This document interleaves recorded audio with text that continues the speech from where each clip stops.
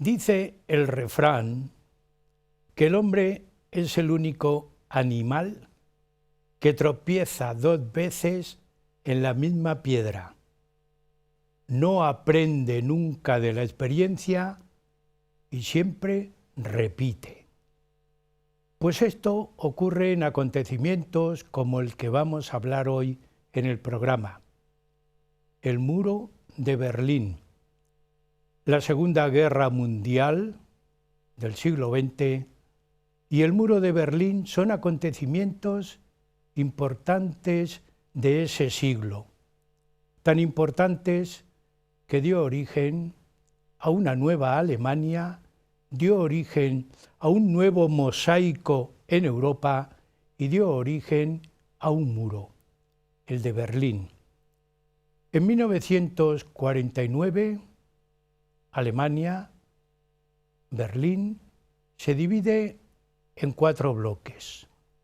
El bloque británico, francés, soviético y estadounidense.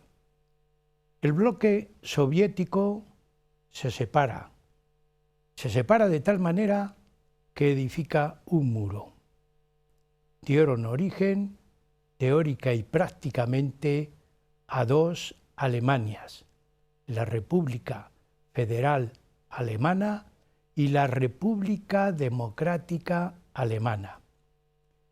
El Muro de Berlín duró 28 años. Dividió y separó familias, amigos alemanes. Por ese motivo, hoy, en el programa Huellas de nuestro tiempo, queremos resaltar el acontecimiento con este título: El Muro de Berlín y los 60 años.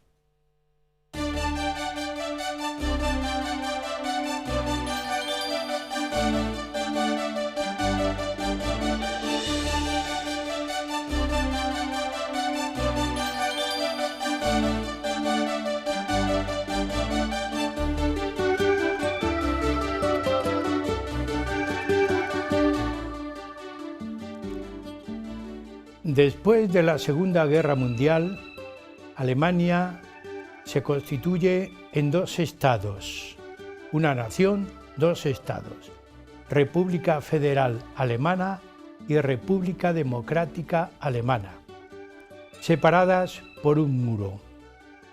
Ese muro que nadie pensaba construir tardó en caer 28 años.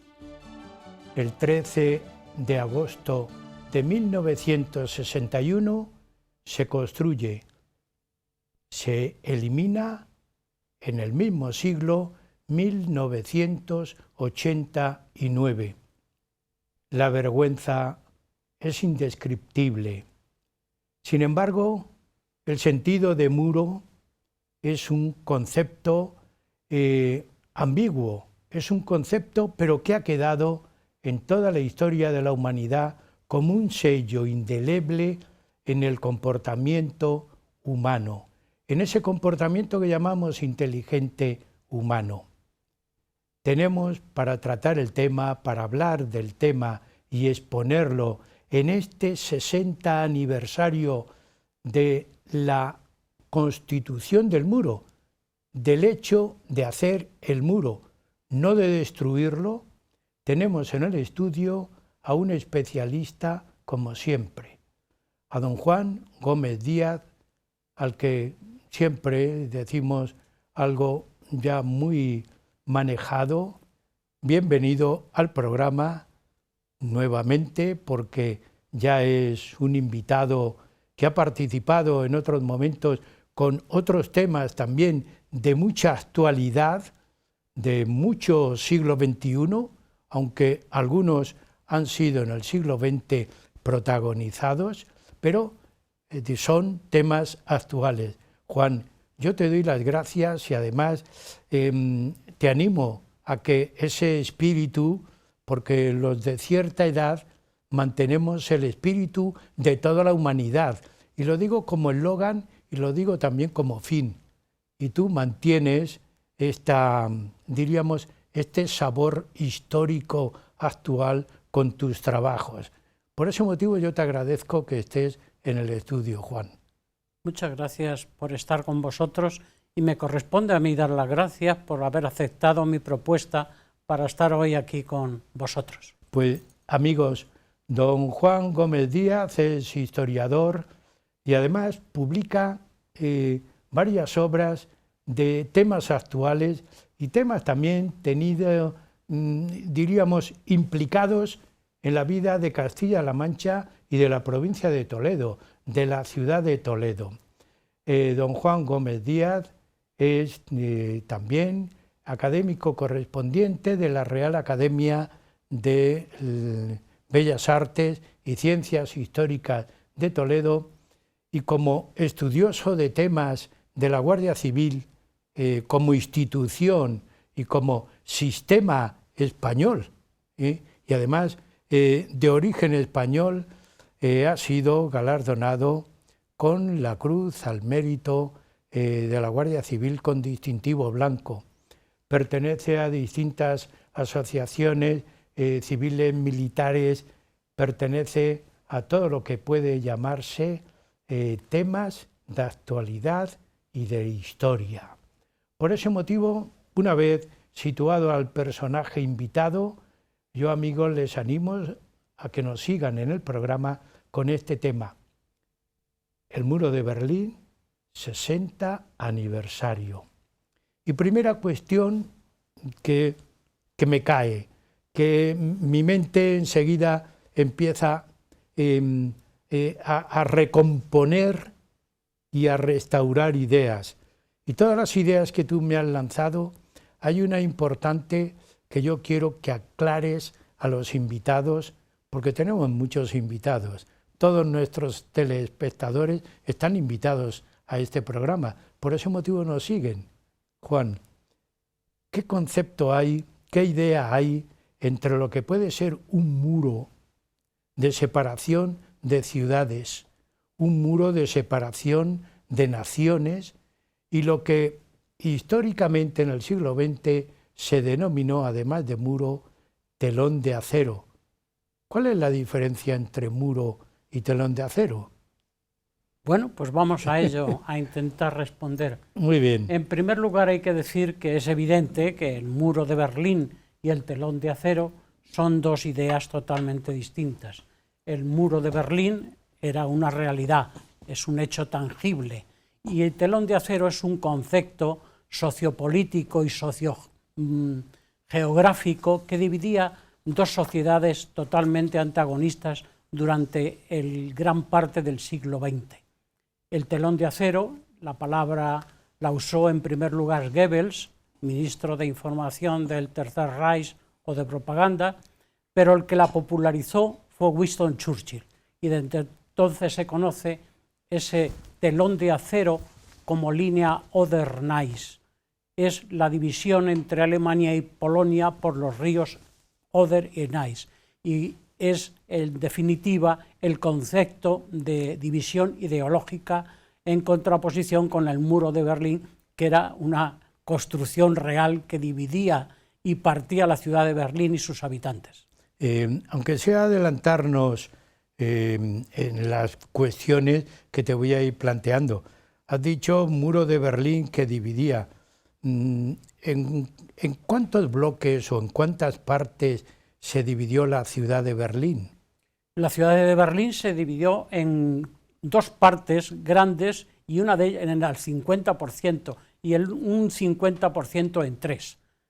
Estaba al norte, ocupada por Francia, para mí algo extraordinario y sin sentido, porque Francia no fue como tal vencedora, sí, pero la parte de Alemania correspondía a Francia, el centro a Inglaterra y el sur, lindando con Suiza e Italia, Baviera y todos esos estados, a los Estados Unidos.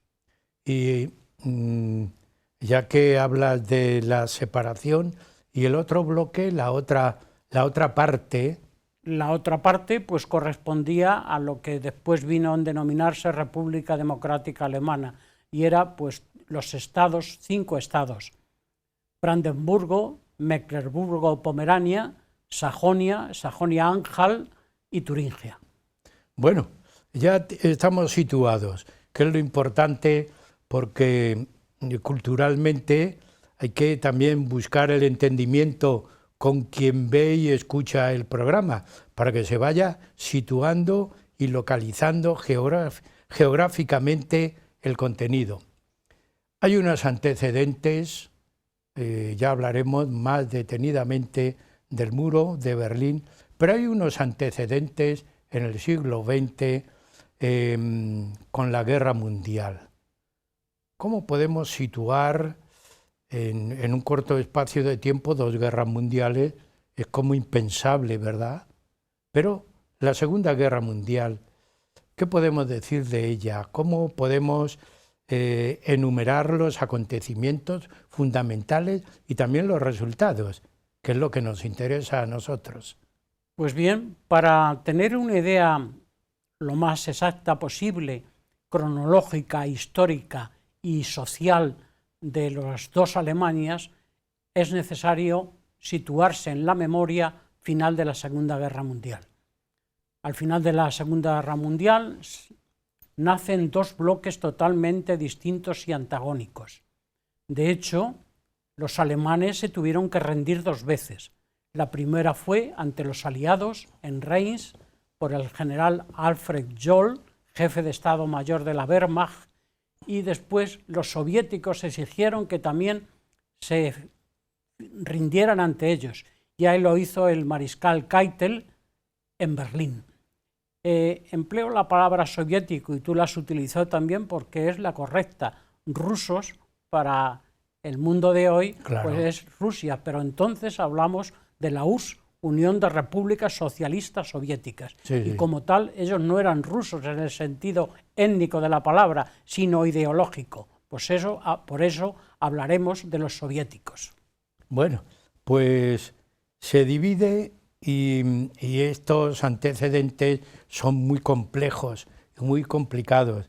Hay reuniones de alto nivel, hoy diríamos de alto standing, de alto nivel político, sociológico, fundamentalmente político. Influía muchísimo la economía, porque tú has citado Francia.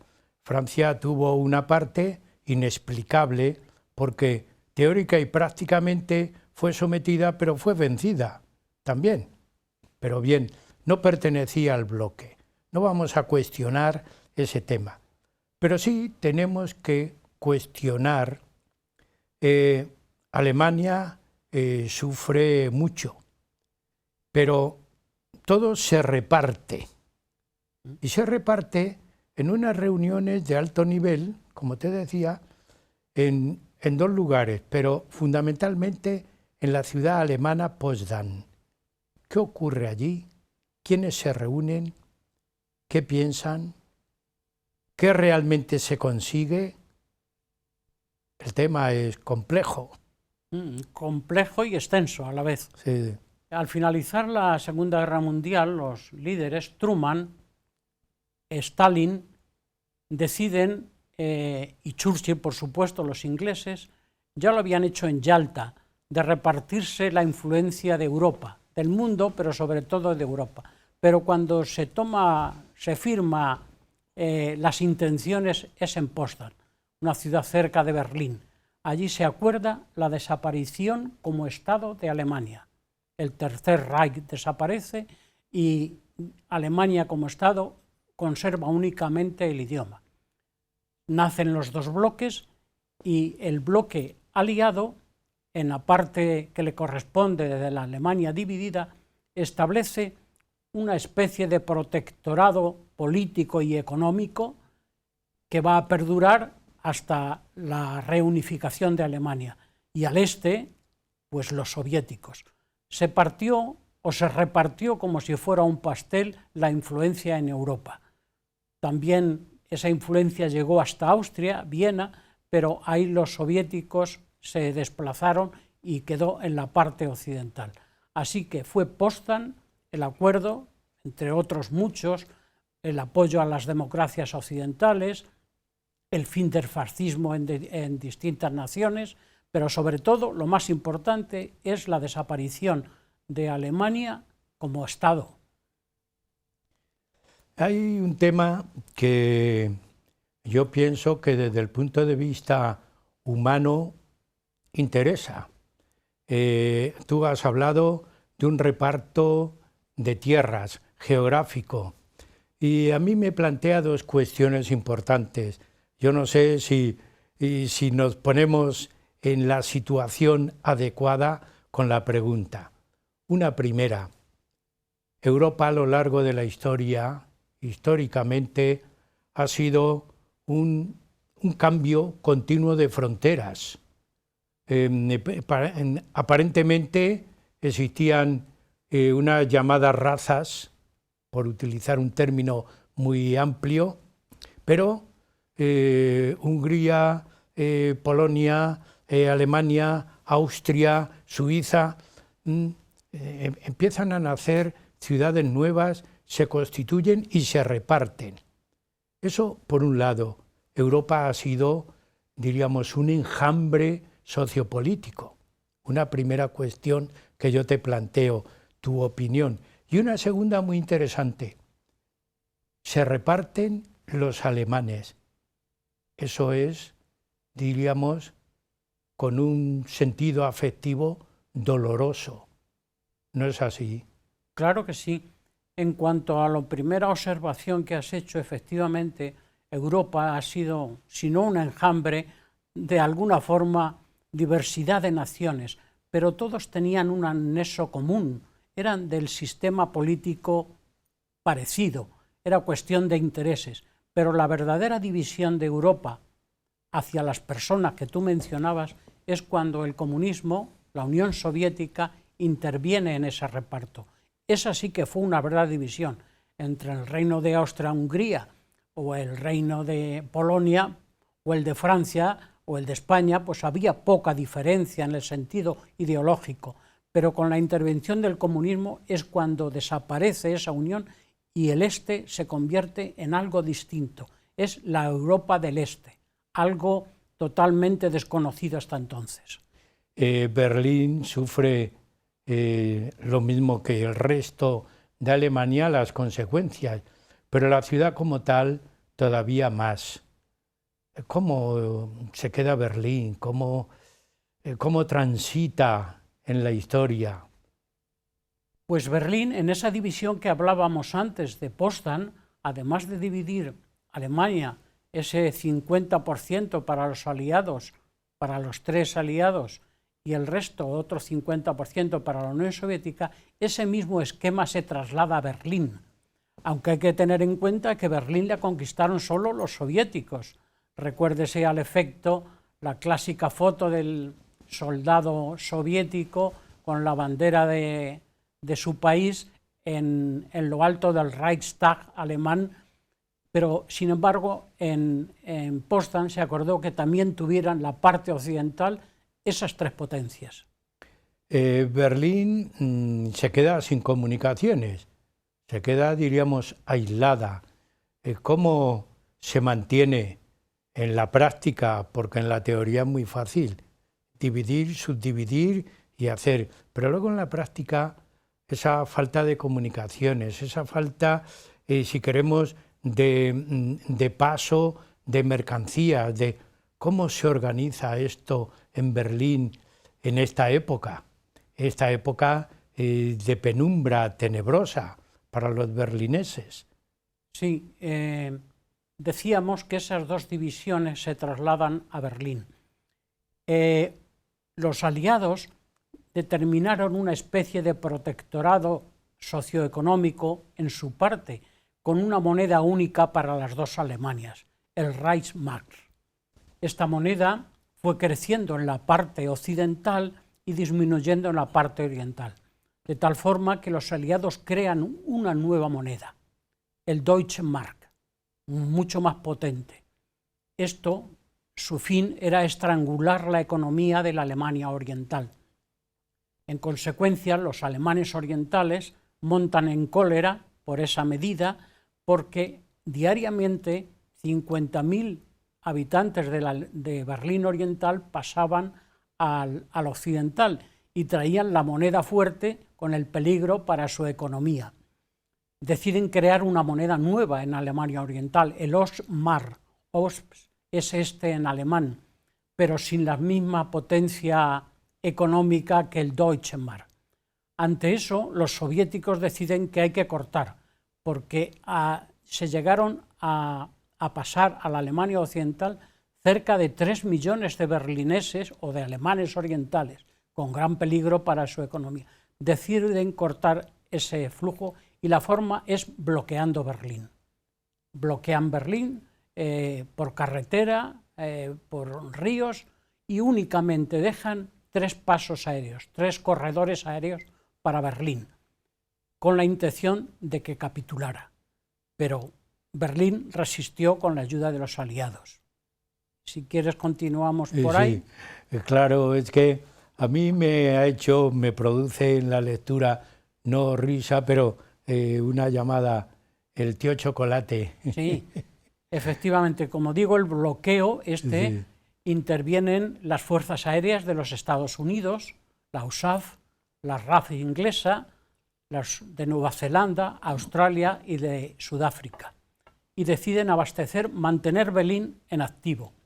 Para ello organizan un puente aéreo que es el más grande que se ha llevado en la historia, donde se llegaron a realizar 200.000 vuelos.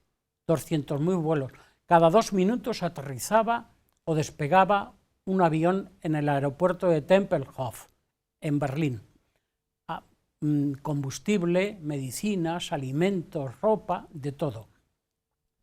Esto duró bastante tiempo y como los soviéticos no veían que eso no acababa, decidieron levantar el bloqueo porque no les daba ninguna rentabilidad. Es decir, el bloqueo fue un fracaso, ¿no? Un fracaso, técnicamente fue un fracaso. Lo organizó un general norteamericano, el general Lucius Clay, que por cierto no había participado en ninguna batalla, sino era un hombre de organización. Y los aviones C-54, que era el Douglas DC-4 de turbina, constantemente estaba volando. Y ahí hay que destacar esa anécdota que dices de Tío Chocolate. Sí. Tío Chocolate era un joven teniente de la USAF que en uno de sus vuelos y aterrizajes en Tempelhof, pues a un grupo de niños les entregó la goma de mascar, lo clásico de los americanos, el chicle. Ellos vieron que esa golosina era apetecible y decidió bombardear Berlín con golosinas. Se puso en contacto con los pasteleros de Francia y de esos países y de vez en cuando bombardeaba Berlín con tan dulces bombas, de tal forma que los niños berlineses le apodaron Tío Chocolate. Él, cuando volaba con su C-54, movía las alas para saber, oscilando las alas para saber de qué era él, y los niños se alborozaban con tan dulce cargamento. Muy curioso y muy interesante. Fue una obra, el abastecimiento de Berlín, técnicamente impecable. 200.000 vuelos cada 2 minutos, sí. Es algo que merece la pena de la logística del ejército americano, que fueron los principales que volaron. El bloqueo de toda Alemania y el reparto constituye 2 estados. Es curioso, una nación con 2 estados. ¿Cómo podemos plantear esta cuestión? República Federal Alemana, República Democrática Alemana. Aunque no sea nada más que plantearlo en esta primera parte del programa, porque todos estos antecedentes nos llevan al muro. Efectivamente, todo lo que estamos hablando tiene como fundamento y como fin la construcción del muro de Berlín. Pues como el bloqueo no dio los resultados apetecidos por los soviéticos, deciden la creación de 2 estados, por una parte los soviéticos y por otra los aliados. En Occidente se funda o se crea la República Federal de Alemania y en el este la República Democrática Alemana, que yo nunca entendí desde que les recuerdo de aquello, porque entonces era jovencito, pero recuerdo lo del muro de Berlín hace 60 años, de cómo un régimen comunista se podía llamar República Democrática Alemana. Yo lo entendía siempre algo extraño. Sí, sí. Pues así se creó, y se crearon dos estados de una misma nación y con un único nexo de unión, el idioma alemán. Bien, nos vamos a quedar ahí en esta primera parte del programa porque todavía hay que hablar de mucho. ¿Sí? Amigos, hacemos una pequeña pausa. Estamos en el programa Huellas de nuestro tiempo, hoy hablando de ese gran acontecimiento histórico del siglo XX, que es la Segunda Guerra Mundial y, como consecuencia, la constitución o el hacer algo inexplicable como fue el muro de Berlín. Un descanso y seguimos con ustedes.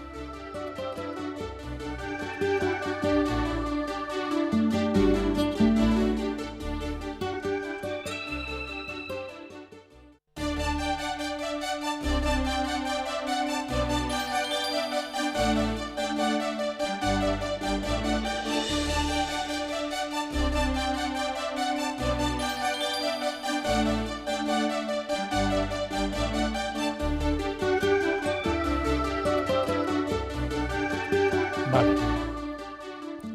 De nuevo con ustedes en el programa Huellas de nuestro tiempo. Estamos en la época de las efemérides, de los recuerdos. Yo decía al principio del programa, el hombre es el único animal que tropieza 2 veces en la misma piedra, pero no rectifica y además no aprende. Triste experiencia es la que tenemos en la historia.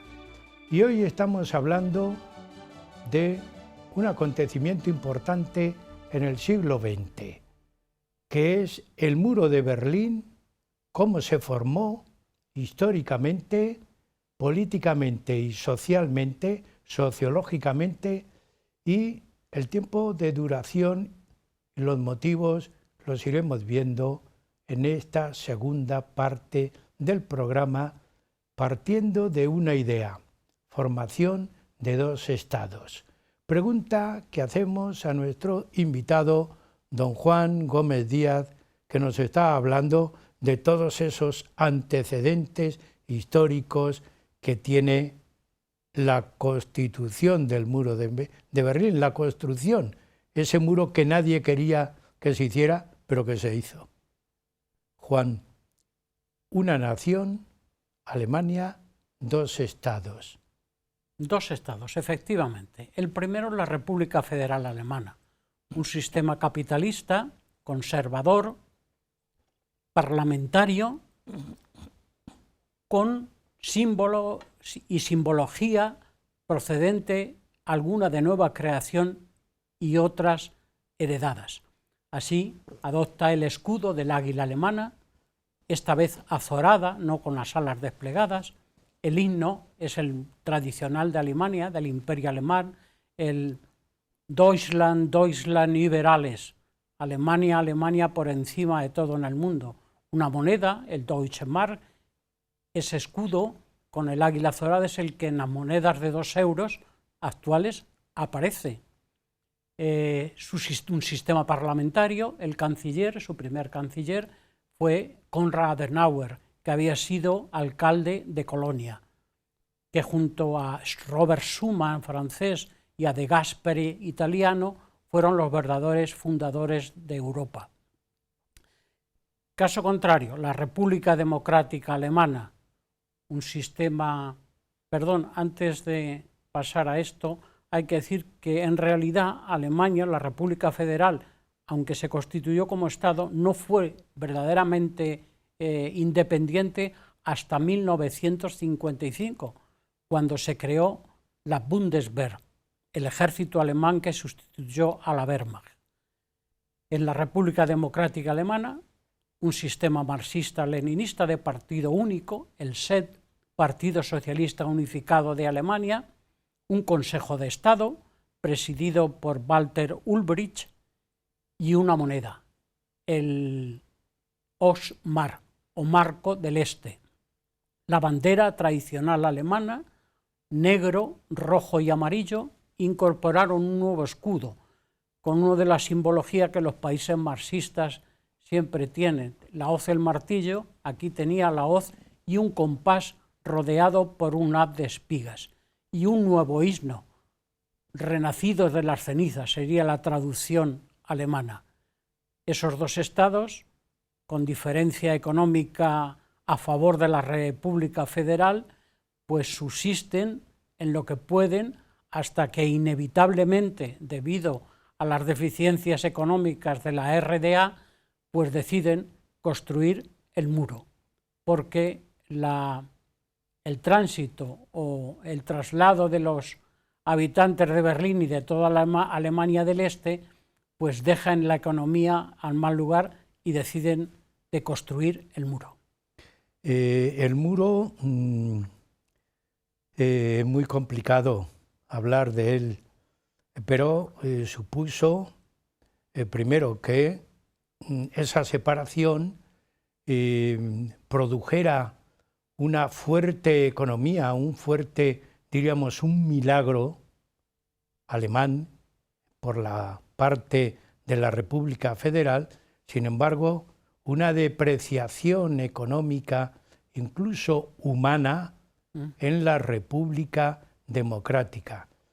Y este tema es muy importante, es decir, se deprecia lo humano, la humanidad en la zona soviética. Sin embargo, se aprecia un incremento, diríamos un milagro en la zona de la República Federal. Esto es muy importante. Claro que sí, pero el concepto de milagro económico alemán, que es como se define, lo popularizó el Times de Londres ya en 1950. Es inexplicable que en poco más de 10 años Alemania se convirtiera en una gran potencia. Esto ocurrió debido a 3 milagros, y no sobrenaturales. El primer milagro para esa recuperación económica fue el Plan Marshall. Miles de millones de euros, o mejor dicho, de dólares, llegaron a Alemania para su reconstrucción. Ahí tenemos una fotografía de un trabajador alemán referente al Plan Marshall, y se ve el escudo con el león rampante y la corona, que es el escudo de Berlín. Ese fue el primer milagro. El segundo milagro fue de sus políticos. Políticos como Ludwig Erhard, ministro de Economía y después canciller, con los célebres puros que fumaba en esa boquilla, puros que malísimos. Los que hemos sido fumadores de puros los recordamos, no como los de Winston Churchill, que eran auténticos habanos. Y el tercer milagro fue el de los trabajadores alemanes. Se sacrificaron, aunque se opusieron a la política liberal económica de Erhard, pero consiguieron crecer y convertirse en una potencia. Y aquí quiero hacer una mención especial y afectiva a nuestros compatriotas, a los trabajadores españoles que se fueron a Alemania, aquellos que con sus maletas de madera o de cartón, vacía de recursos y llena de ilusiones, volvieron a su patria con unos marcos frescos que dieron muchos ingresos a la nación. Ese fue el fenómeno. Además, hubo otra circunstancia que también la recordarán nuestros espectadores. Se hablaba del oro alemán, un oro alemán con menos categoría que el oro cuando se quería justificar la potencia alemana. Estamos con el muro. Hay un milagro alemán en la República Federal Alemana, pero hace 60 años, el 13 de agosto de 1961, la República Democrática Alemana, ese Estado soviético, porque otra cosa no era, esa influencia soviética, deciden edificar un muro. Diríamos que en el programa debíamos hacer un recuerdo afectivo a esos momentos, pero también un recuerdo histórico de dolor. ¿Qué ocurre? Retomo un poco lo anterior para recordar que esa potencia alemana de la República Federal pues se transmite y se prolonga en construcciones siderúrgicas, fábricas textiles, en todo, hasta en la automoción. El Beetle, el célebre escarabajo, se convierte en el automóvil tradicional de Alemania. Los alemanes orientales tratan de conseguir algo parecido, inventan un cochecito, el Trabant, ahí le tenemos en pantalla. Trabant en alemán es satélite, conocido por Trabi, y que se tardaba hasta 13 años en conseguirlo. Como no podían igualarlo, había que cortar por lo sano. Así que, como dice la vieja canción de Antonio Machín, sin firmar un documento ni sin un previo aviso, la noche del 12 al 13 de agosto, como bien decías, se empieza a construir el muro. Fue un secreto de los mejor guardados que tuvo Alemania.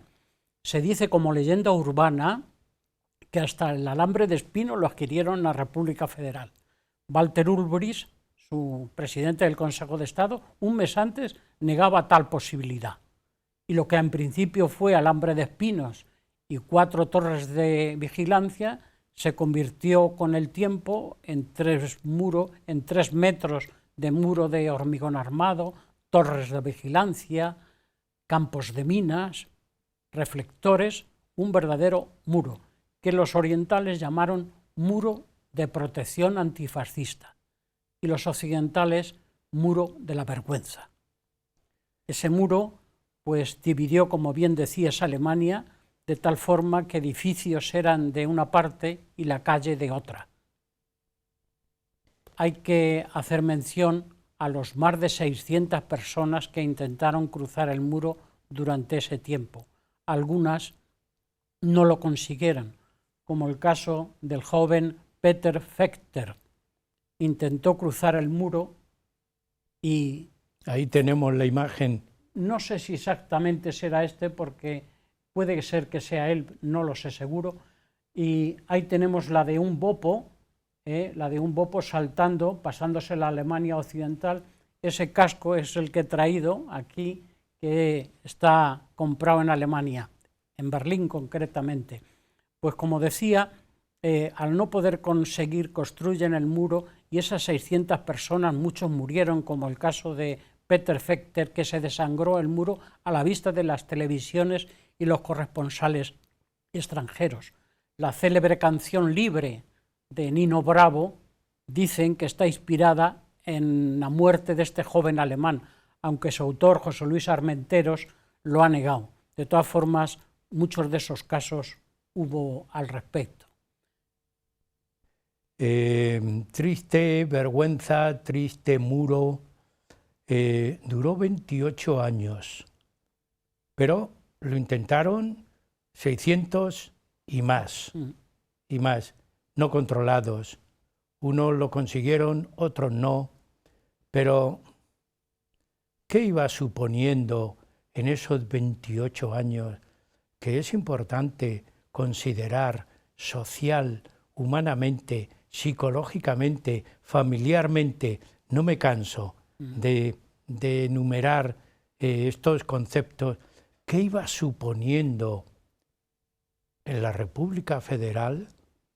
Pero no olvidemos a los habitantes alemanes que se quedaron en la República Democrática. ¿Qué suponía todo eso? Claro que no hay que olvidarlo, y la suposición es seria y dramática. Esa es la suposición. Los alemanes orientales se quedaron aislados, porque el concepto de muro nos puede servir de protección o de defensa. En este caso era de reclusión. Hay escenas y fotografías donde se ve alemanes orientales viendo el muro a sus familiares y saludándose. Algo dramático, algo que determinó que con el tiempo, aunque ahí tenemos las escenas de alemanes orientales tratando de saludar a sus familiares, que con el tiempo pues tampoco fue una medida efectiva como lo del bloqueo de Berlín y terminara cayendo, pero una época dramática. Ahí sus dirigentes, Walter Ulbricht y Konrad Adenauer, se negaban a la reunificación. Tuvo que ser Willy Brandt y Egon Krenz y Willy Stoph en la Alemania Oriental los que iniciaron lo que vino a llamarse Ostpolitik. En este tiempo, estamos en 1961, pero en 1963 Kennedy, como presidente de los Estados Unidos, intentó participar, no lo sé, suavizar. ¿Consiguió algo Kennedy? Consiguió muchísimo y se consiguió a sí mismo él. La célebre visita con su célebre frase tiene una historia algo más prolongada. Al acceder a la presidencia de los Estados Unidos, Kennedy, su homólogo soviético Khrushchev, le odiaba, le consideraba un millonario, pero nada más. Y en las conferencias de paz de Viena, previas a la situación que se vivía de Guerra Fría, que de Guerra Fría no tuvo nada, todo fue caliente, no olvidemos Suez, Corea y el caso del avión espía norteamericano, el U-2, con su piloto, el teniente Gary Powell, que fue derribado por los soviéticos. Había una tirantez extrema. Pues en esa reunión de Viena, Khrushchev le dio sopas con onda a Kennedy. A la vista de eso, Kennedy se preparó, y sus asesores, por supuesto, y decidieron visitar Berlín para comprometerse con los berlineses. Allí, en una tarima cerca del Checkpoint Charlie, pronunció un celebrísimo discurso y una más célebre frase: Ich bin ein Berliner, yo también soy un berlinés, algo que en el mundo occidental salió completamente complacido. Esta frase, dicha por Kennedy, tiene una analogía anterior, no es un invento, no fue la frase de los... Sí. Tiene la frase en una frase de los romanos, Civi Romanus sum.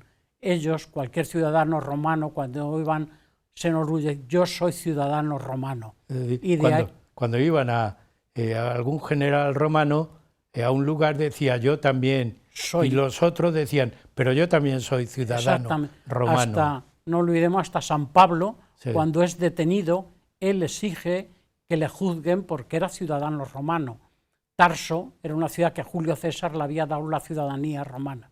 Y esa célebre frase inundó periódicos y todavía sigue vibrando el comportamiento de Kennedy, el compromiso del mundo occidental con los berlineses sitiados. Yo soy un ciudadano berlinés, yo soy un ciudadano romano. Pero a mí siempre se me van las ideas hacia... las polarizo en un punto concreto. Podíamos decir, para que no ocurrieran estos acontecimientos, yo soy un ciudadano de la tierra, del mundo, de la humanidad, y me identifico con la humanidad. Yo creo que esa frase nos debe hacer pensar. Y es un mensaje que yo quiero transmitir hoy en este programa, y permíteme que lo diga yo, transmitir a los telespectadores que piensen, somos ciudadanos de la misma humanidad, para que no se vuelvan a repetir estos acontecimientos. Pues bien, con este paréntesis, Juan, el muro dura 28 años, 1989. 89 se destruye. ¿Cómo podemos relatar un poco este cúmulo de acontecimientos que propiciaron la caída del muro? Pues estas situaciones de geopolítica o de alta diplomacia pues no surgen por generación espontánea, tiene sus preparaciones. Como decía antes, la economía de la Alemania Oriental no despegaba, aunque hay que tener en cuenta que dentro de los países satélites de la Unión Soviética era la que tenía el PIB más alto. Era una nación bastante potente, pero no podía competir con la Alemania Occidental. Así que Willy Brandt inició esa Ostpolitik y poco a poco se fueron acercando las posturas. Pero las posturas no solo de los alemanes, sino yo la situaría al inicio con la elección como presidente de los Estados Unidos de Ronald Reagan. Se dice que Ronald Reagan, cuando llegó a la presidencia, sus asesores... ahí le tenemos. Ahí le tenemos con Helmut Kohl, el otro artífice de el artífice verdadero de la reunificación alemana. Cuando se reunió con sus asesores militares y diplomáticos, Ronald Reagan les preguntó, ¿quién tiene más aviones? ¿La Unión Soviética o nosotros? Y respondieron, la Unión Soviética, más tanques, más soldados, de todo tenían más. Y él preguntó, ¿de qué tenemos? Y entonces nosotros, ¿qué tenemos más que ellos? Y dijeron, dinero. Y dice, pues ahí vamos a contrarrestar esa idea. Y a partir de ahí, el potencial bélico de Estados Unidos con la célebre Guerra de las Galaxias estranguló a la Unión Soviética. Esa creo que fue el comienzo del fin de la República Democrática. Y el fin del muro. Y el fin del muro. El fin del muro que ocurrió pues como un accidente de la historia. Muchas cosas que nos pone la historia como algo, como gestas de extraordinario valor, puede que sean simples comportamientos humanos, y algo pareció, fue un accidente de la historia. El Günter Schabowski, que era un alto miembro del Partido Socialista Unificado, del SEP, convocó una rueda de prensa cuando la política ya estaba encaminada a dejar de moverse libremente entre los dos Berlín, de pasar el muro. Y esa conferencia de prensa estaba destinada a los corresponsales extranjeros, occidentales.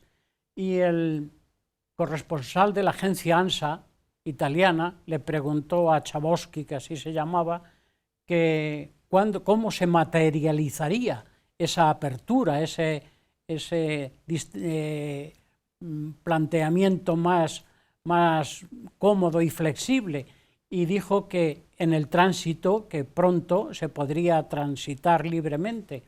Y otro corresponsal que asistía le preguntó con más detalle, ¿pero cuándo? Y él, que no se había leído el programa de la entrevista porque estaba acostumbrado a dar con periodistas afines, pues no se leyó el guión y sin saber qué contestar dijo esas dos palabras que cambiaron el mundo. Ob sofort. Preguntó, ¿cuándo? Ob sofort. Ya, inmediatamente. Salieron disparados los periodistas y todos los berlineses que estaban presenciando la escena en televisión se lanzaron al muro. La policía oriental, los BOPOS era una de las policías, es un acrónimo de la palabra Volkspolizei, Policía Popular. No pudieron con ellos. No, ni pudieron, ni los dejaron, no hicieron nada porque nadie tenía instrucciones y empezaron a transitar, y de la forma más sencilla y por los mismos ideales que se había construido, que era la economía, cayó. No tenemos muro. Ahí tenemos destruyendo el muro. Acciones de derribar el muro y de poner las dos repúblicas. Se reunificaron, en esta última parte, un dato, en 1990. muy breve, porque no se puede hacer otra cosa. La República Federal y la República Democrática se unifican en una sola Alemania. ¿Cómo es la andadura a partir de ahí? Pues cuando ya estaba unificado, porque ya se podía transitar, pero de hecho legalmente, como igual pasó en nuestra transición a la democracia, aunque todo el mundo sabía, había que legalizar que desaparecieran las cortes anteriores y los organismos. Faltaba la firma. Entonces se propuso los dirigentes de la Alemania Oriental, Egon Krenz, que era el primer ministro, por llamarlo de la forma de los occidentales, ahí le tenemos, pues convocó a la Volkskammer, que es la Cámara Popular, y se firmó. Esa firma de desaparición de la Alemania Oriental fue admitida por los alemanes occidentales en el Bundestag, y el 3 de octubre de 1980 desaparece la República Federal Alemana y la República Democrática, convirtiéndose en un nuevo Estado de una misma nación, de nombre Alemania, la locomotora entonces y ahora de Europa. Y termina el siglo XX y termina el muro, ha quedado como recuerdo y como recuerdo turístico una parte en Berlín. Pero el recuerdo de estos acontecimientos no se olvida, como colofón, como término, no como conclusión, pero posiblemente como parte de una conclusión. ¿Qué ocurre con las consideraciones que hacemos de las efemérides? ¿Qué ocurre con eso, Juan? Pues eso ocurre, ahora lo diré, pero quería apuntar una cosa que se me ha pasado, pero creo que es interesante que lo conozcan. En Berlín, en la calle Friedrichstraße, estaba el Checkpoint Charlie. En Alemania, en Berlín, mejor dicho, había 3 puntos para cruzar Alemania. Este era el Charlie. Fonéticamente, como sabes, cada letra del alfabeto tiene una pronunciación. La es alfa, la B bravo y la C Charlie. Allí estuvieron en un momento donde las cosas se pusieron muy feas. Varios carros de combate municionados soviéticos y norteamericanos estuvieron apuntándose durante un tiempo. O sea que de broma, de como ahora o como anécdota, nada de nada. Estuvo muy grave la situación. Y para responder a lo que me decías, efectivamente, la historia tal como la vamos conociendo, cada vez tiene más interés, cada vez se producen más películas, cada vez se publican más libros, y cuando esas efemérides coinciden con números redondos, parece que ejercen una tiranía sobre el cronista o el historiador de tal forma que le obliga a participar en ella, y con heridas en algunos casos, y a veces por fuego amigo, o con alguna apuñalada en los callejones de las publicaciones, porque la historia se usa a veces, y desgraciadamente, como artefacto político. Pero la historia sigue interesando al ciudadano porque, en definitiva, para el hombre y la sociedad, la historia es su única referencia. Juan, un final maravilloso para mí, muy explicado, muy interesante, y agradecerte, lo mismo que te dije al principio, la presencia hoy en esta última parte, la exposición tan detallada, tan clara y además tan animada para que nuestros telespectadores continúen viendo el programa. Así que muchas gracias, Juan. Muchas gracias a ti, Andrés, y encantado de estar aquí. Y también a ustedes, amigos, yo les animo, siempre digo lo mismo, pero porque ustedes me obligan, porque como están con nosotros y no quieren faltar, pues yo tengo que decir, sigan el programa Huellas de Nuestro Tiempo, cada semana un tema distinto. Muchas gracias y hasta el próximo programa.